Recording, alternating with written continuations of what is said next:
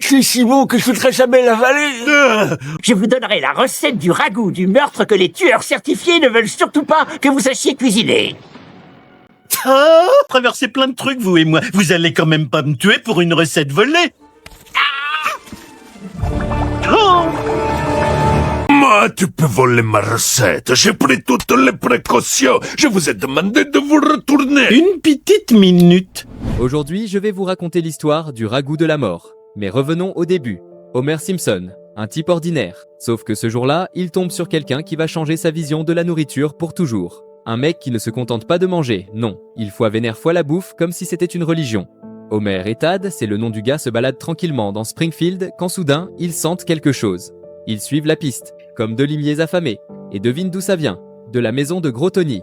Ouais, pas vraiment le genre de mec chez qui tu sonnes pour demander du sel. Ils goûtent la soupe, et là, c'est l'extase.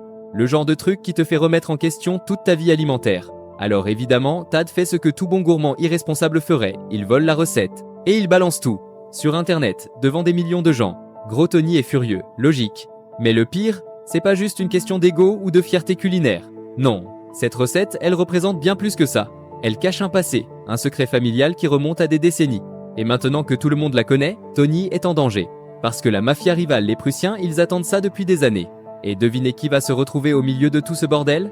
Homer, évidemment. Et croyez-moi, les choses vont déraper, très vite. Parce que dans cette histoire, personne ne sort indemne. Surtout pas quand il y a du ragoût en jeu.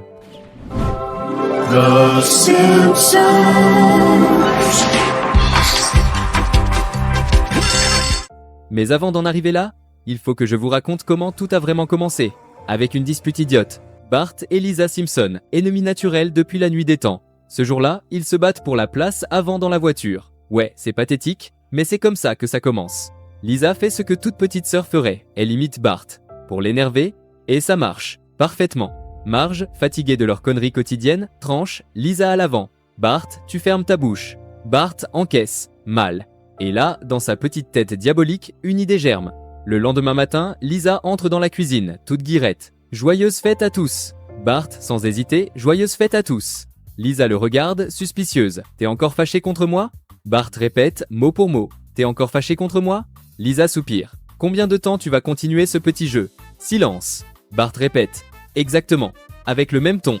Homer se demande, tu fais ça avec tout le monde ? Bart ne répète pas. Il regarde Homer en silence. Homer jubile. Moi, je ne trouve pas que ce soit au niveau du roi de la blague. Il fait pas ce coup-là à tout le monde, j'espère. J'ai eu la trouille. Très bien. Lisa, dépitée, tu trouves pas que c'est un peu en dessous du niveau du roi des canulars ? Mais Bart s'en fout, complètement. Lisa tente une stratégie. La psychologie inversée. Tu sais quoi, Bart ? Tu m'aimes tellement que tu veux devenir moi un jour. Bart répète, textuellement. Lisa s'effondre, intérieurement. Marge, en mode maman philosophe, quand Bart veut quelque chose, il ira jusqu'au bout. Tu le connais. Le temps passe. 1 semaine, 2 semaines, 1 mois entier. Bart suit Lisa partout, comme une ombre, répétant chaque mot, chaque geste, chaque soupir. C'est devenu une torture psychologique. Un jour, Homer est tranquillement installé devant la télé. Son programme préféré... Mec versus bouffe. Oui, c'est exactement ce que ça a l'air d'être. Lisa débarque, essoufflée. Bart est aux toilettes. J'ai 20 secondes pour parler normalement. Homer la regarde à peine. Lisa craque. Ça fait 1 mois, papa. 1 mois complet. Il me vole littéralement ma vie. Homer, les yeux rivés sur l'écran. Ouais, on en reparle après. Je regarde mon nouveau et ancien programme préféré. Lisa supplie, mais trop tard. Bart arrive et recommence. On parlera de Charlie Parker tout à l'heure si tu veux. Papa, je t'en prie, sinon il arrêtera jamais. Je t'en prie, sinon il arrêtera jamais. 2 mois passent. Bart ne lâche rien, pas une seconde. Il arrive même à imiter les fois pensées fois de Lisa. À ce stade, ce n'est plus une imitation, c'est presque de la télépathie sociopathique. Lisa finit par craquer, mais dans l'autre sens, ok, c'est ma vie maintenant, autant l'accepter et en tirer profit. Elle s'assoit, ouvre un manuel de mandarin et commence à étudier. Bart l'imite et apprend, réellement. Lisa réalise quelque chose, elle peut fois utiliser fois Bart. Elle l'emmène à un rassemblement écologiste, ils protestent ensemble pour les étoiles de mer. Oui, vous avez bien lu, les étoiles de mer. Ensuite, elle lui apprend le saxophone. Bart joue. Pas mal en plus. C'est absurde, c'est génial, c'est les Simpsons. Un soir, Lisa trouve un mot laissé par Bart. Elle le lit, lentement. Je suis fier de ce que je deviens. Grâce à toi, je vois le monde différemment. Je te dois tout. Lisa, émue, lui demande « Tu vas répéter ça aussi ?» Bart, pour la première fois en 2 mois, répond avec sa propre voix. Je peux pas. Il craque, elle aussi. Ils s'embrassent, comme un frère et une sœur qui s'aiment vraiment. De vouloir que ce soit fini. Whiny Bart, je t'aime aussi. Un câlin? C'est toi qui leur as appris à faire ça? Homer, songeur, je pense pas, j'aurais dû. Marge, émue, je vais appeler mes sœurs, leur dire combien elles comptent pour moi. Homer se lève, solennel.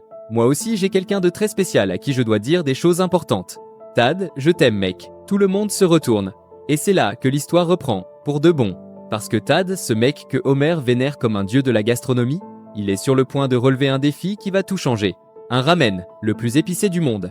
Et après ça, une boulette géante de 8 kilos à Springfield, chez Luigi. Homer est en extase totale. Mais ce qu'il ne sait pas encore, c'est que ce jour-là va mal tourner. Très très mal. Parce que Tad va s'effondrer. Littéralement. Et Homer va devoir le sauver. Avec une méthode complètement folle. Alors voilà, le grand jour arrive. Après une boulette de viande pesant plus de 17 kilos, mano à bouletto. Rendez-vous là-bas le 10 octobre prochain. Homer a passé des semaines à attendre ce moment, comme un gosse avant Noël. Tad débarque à Springfield, chez Luigi, pour affronter la boulette géante de 8 kilos. Tout le monde est là, la foule, les caméras, l'excitation à son comble. Luigi, derrière son comptoir, a l'air à moitié fier, à moitié terrifié. Je pensais jamais faire ça un jour, et maintenant, même moi j'y crois pas. La productrice de Tad ouvre la porte, avec un sourire commercial parfait. Il mange de la vraie nourriture au petit déjeuner. La porte s'ouvre, et là, c'est le choc. Tad entre, mais pas en conquérant, non. Il entre comme un zombie, pâle, tremblant, à bout de souffle. Kirk, dans le fond, lâche. Il ressemble au frère de ma belle-mère quand on l'a retrouvé. Tad s'assoit, regarde la boulette, essaie de prendre une bouchée, et il s'effondre. Homer se précipite.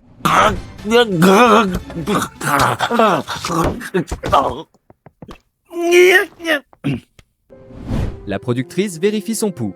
Calme, trop calme. Après 400 épisodes, en 2 mois Tad est enfin rassasié. Il peut partir en paix. Homer panique. Non, non, non. Réveille-toi, mange quelque chose. Montre-nous que t'es encore là. Tad ouvre les yeux, à peine, et murmure. Cette fois, la bouffe a gagné contre le mec. Homer hurle. C'est dramatique.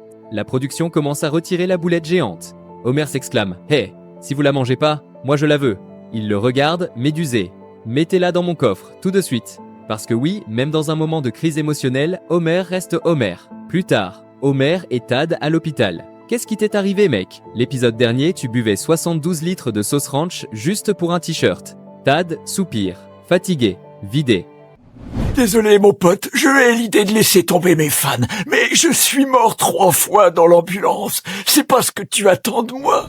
Le médecin entre, regarde les résultats, secoue la tête. Son esprit de roi de la bouffe est au plus bas. Techniquement, il est déjà mort. Homer se tourne vers lui, déterminé. Vous devez le sauver, il perd toute sa passion. Le médecin hausse les épaules. Désolé, y a rien dans mes compétences pour ça. Homer réfléchit, intensément. Ce qui, pour lui, est déjà un exploit. J'ai une idée. Tad le regarde, sceptique. Si tu me fais confiance, moi, un fan random qui débarque de nulle part et qui prétend être ton ami, je peux te ramener.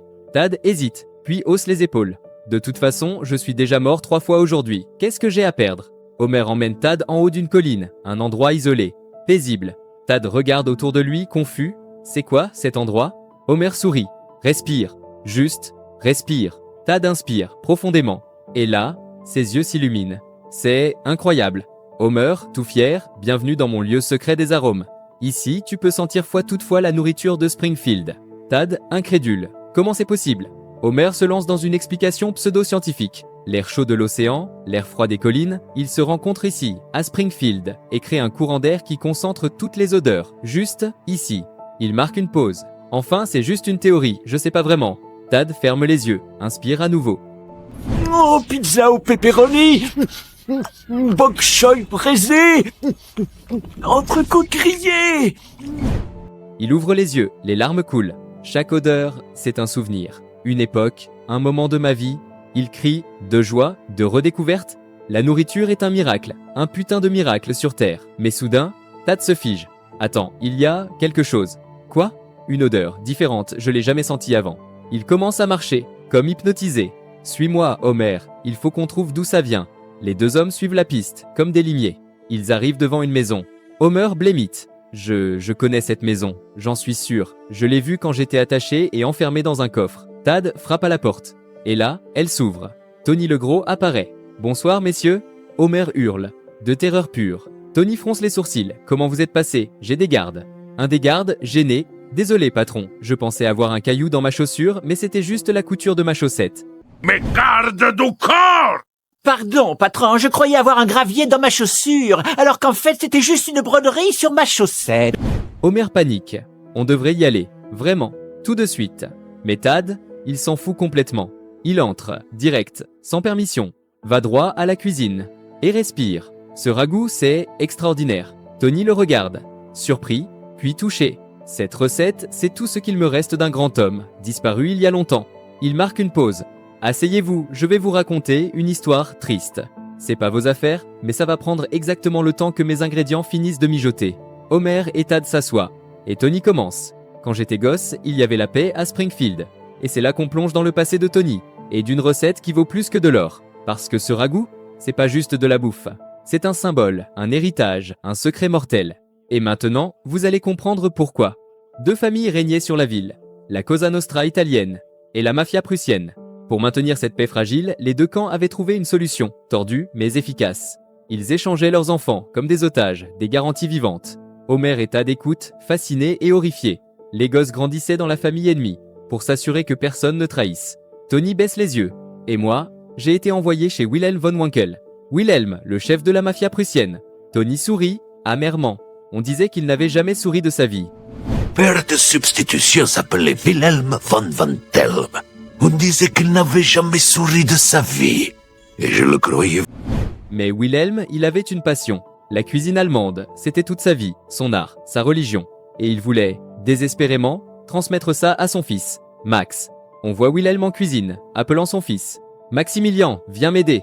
Mais Max, il s'en fout, complètement. Son groupe de ska. Wilhelm, frustré, « Tu sers à rien dans cette cuisine. Ta place est ici, pas dans ce groupe de bons à rien. » Max l'ignore, monte dans le van de son groupe, et part. Wilhelm se retourne, voit le jeune Tony. Le gamin essaie d'aider, maladroitement, il coupe des saucisses. Wilhelm le regarde, critique, dur. « Tu coupes comme un Belge, c'est pathétique. » Puis il ajoute, plus doucement. « Mais, avec de la pratique, tu pourrais apprendre. » Tony continue son récit. « Pendant 4 ans, j'ai tout appris. Chaque technique, chaque secret, chaque geste. » Il sourit. Pour de vrai cette fois, Wilhelm appelle Max. Une dernière fois. Maximilien, pose cette étine de cuivre. Ce soir, j'ai besoin de toi à mes côtés. Pourquoi tu ne demandes pas à ton nouveau fils de t'aider? Wilhelm se fiche, blessé, profondément. Tony raconte. Ce jour-là, Wilhelm m'a transmis le secret. Max entre, voit la scène. Sérieux, tu lui donnes ça? Wilhelm se tourne vers son fils. Ton groupe t'a payé combien pour l'inauguration du magasin de pneus? Max, gêné, $50. Wilhelm explose. $50? Vous êtes 17 dans ce groupe. Ça fait même pas $3 par personne. Cette recette, c'est le centre de tout ce en quoi on croit. Laisse-moi te la transmettre, s'il te plaît. Max recule. Rite. Danse même. Ta soupe, je m'en fous vieux. Et il sort, en claquant la porte. Wilhelm reste là, immobile. Tony raconte. Wilhelm avait survécu à des bombes, à des fusillades, à des guerres. Mais ça l'a tué. Wilhelm s'effondre. Protège-la au béryl de ta fille et ne la partage jamais avec mein fils. Promets-le-moi. Arg. Tony reprend, la voix tremblante. Max dirige maintenant la mafia prussienne, et il sort toujours ses albums de ska pourri sur SoundCloud. Homer et Tad ne disent rien, sous le choc. Et moi, après toutes ces années, je n'ai toujours pas donné la recette à Max. Tony se lève. Bon, maintenant, tournez-vous, je vais ajouter les ingrédients secrets. Homer et Tad se retournent, dos à Tony. On entend des bruits, puis, ok, vous pouvez vous retourner. Il leur tend 2 cuillères. Homer goûte. Tad goûte. Il se fige complètement. Puis, lentement, il murmure. C'est tellement bon que je veux pas l'avaler. Tony sourit, ému, fier. Pour la première fois depuis des années, quelqu'un comprend. Un mois passe. Homer est chez lui, sur le canapé, avec Bart et Lisa. Chut, silence absolu, le nouveau show de Tad va être annoncé. La télé s'allume, et là, tout bascule. Tad apparaît à l'écran, tout sourire. Bienvenue dans Trahison en cuisine. Le concept, voler les recettes secrètes des plus grands chefs et les révéler au monde entier. Trahison en cuisine. Regardez-moi voler des recettes secrètes à des crétins qui ne se doutent de rien et les révéler au monde entier. Ils vont être furieux, mais vous pourrez cuisiner comme eux. Tad continue, surexcité.